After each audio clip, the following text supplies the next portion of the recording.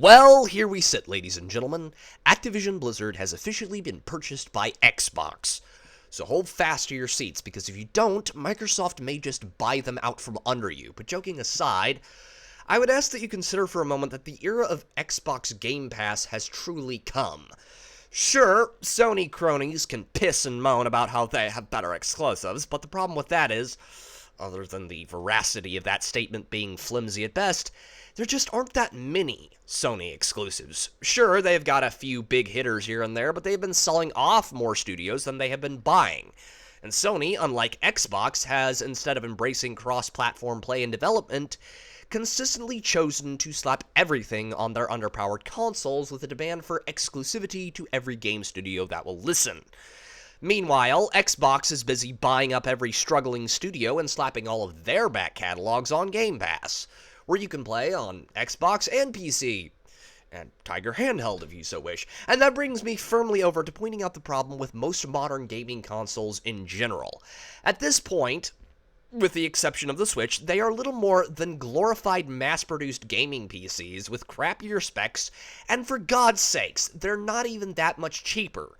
They cost pretty much the same as a middle-market pre-built gaming PC with half of the overall capabilities of one and a septillionth the available gaming library.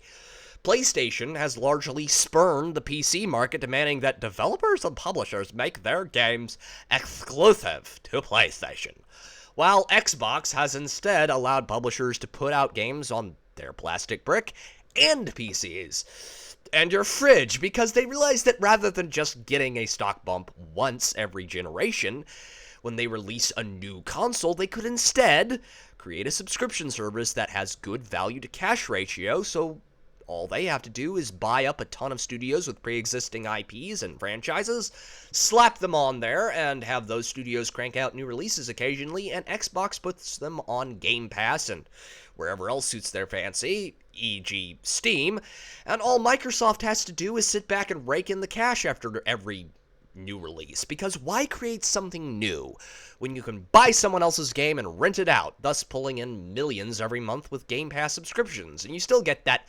momentary stock boost every new console generation. And so, we see the buyout of studios such as Bethesda and Activision Blizzard, and others may follow in time, but for those proclaiming that this is the beginning of Xbox becoming a monopoly, I would like to remind you that there are still plenty of independent developers out there, and the tools to make games are getting better and easier to use every day. So don't get all bent out of shape. And of course, Steam and Nintendo aren't going anywhere. And neither is PlayStation. They may contract for a while, but they are going nowhere, ladies and gentlemen. Anyway, you all have heard me ramble long enough. This has been Pete, the Radical Nerd, signing off.